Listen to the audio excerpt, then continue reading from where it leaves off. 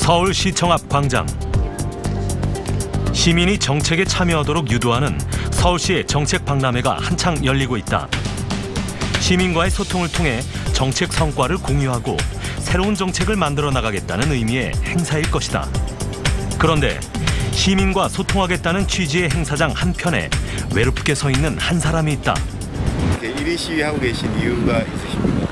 네, 현재 서울시에서 진행하는 서부 간선도로 지하 사업은 또 본래의 교통 체증 해소를 위한 목적이 사라지고 1.5톤 이하 소형차만 통행할 수 있는 반쪽짜리 건설로 지금 하고 있고요.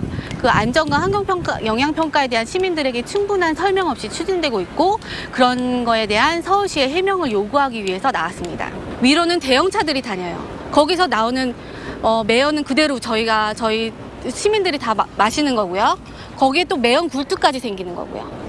9살 아이마저도 집 앞에 매연 굴뚝 생기면 이제 나 죽는 거 아니냐고 하는데, 도대체 이 사업을 왜 하시는지 알 수가 없습니다. 백지화를 주장합니다. 서부간선도로는 성산대교 남단에서 금천 IC까지 이어지는 도로다. 차량 통행량이 많고 교통정체가 상습적으로 일어난다. 서울시는 이를 해결하기 위해 서부간선도로 10.33km 구간을 지하화하는 공사를 시작했다. 문제는 그 지하도로 안에서 발생하는 매연을 주택가 옆 환기구로 뽑아낸다는 것이다. 일단 그 대부분의 주민들이 이제 서부간선도로 지하화 공사로 인해서 저희 지역에 이렇게 주택가 옆에 이제 환기구가 생긴다는 사실 자체를 몰랐던 것이 가장 큰 문제점이고요. 그동안에 어떤 지역 정치인들이 이 서부간선도로가 지하되면은 뭐 지상에 녹지 공간이 생기고 안양천에 뭐 접근로가 더 접근성이 좋아진다, 이렇게 해서 지역이 발전된다라고만 홍보를 했지, 그 문제점에 대해서 전혀 알려주지 않고 대안도 제시하지 않은 채 이렇게 공사가 착공됐다라는 것이 큰 문제라고 생각을 합니다. 네. 주민들의 의사와는 상관없이 지하화 공사는 시작됐다. 10.33km의 지하도로 구간 중에서 신도림동의 한 곳, 구로동 지역의 한 곳, 이렇게 2개의 환기구가 설치되고 있다.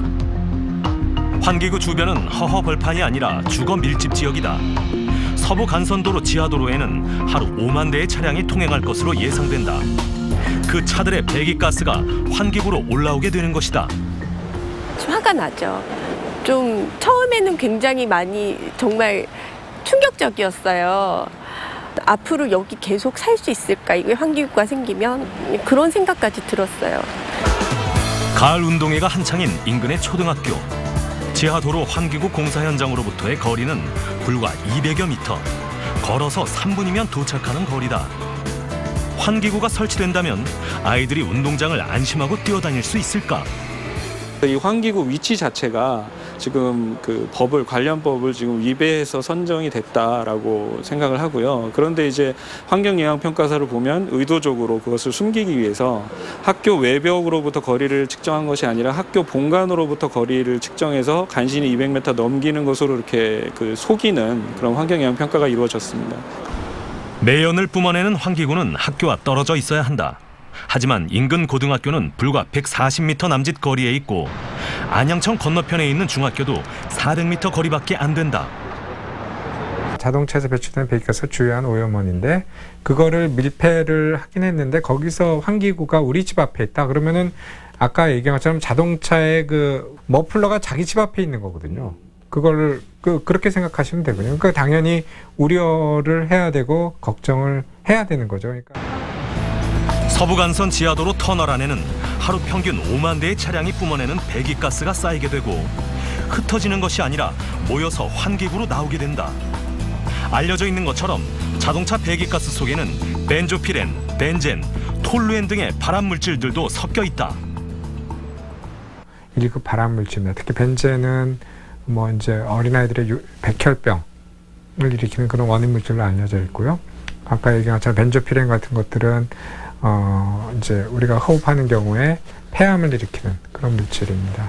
최소한 지금 이 환기구는 없어져야 되고, 내부 어떤 정화 방식이 이루어져야 될 거고요. 지하도로의 안정성을 확보하는 방식이 아무리 비용이 더 들어가더라도 그런 방식으로 추진이 돼야 된다고 생각을 합니다. 주민의 건강을 위협하고 있는 서부간선 지하도로 환기구. 해법은 없을까?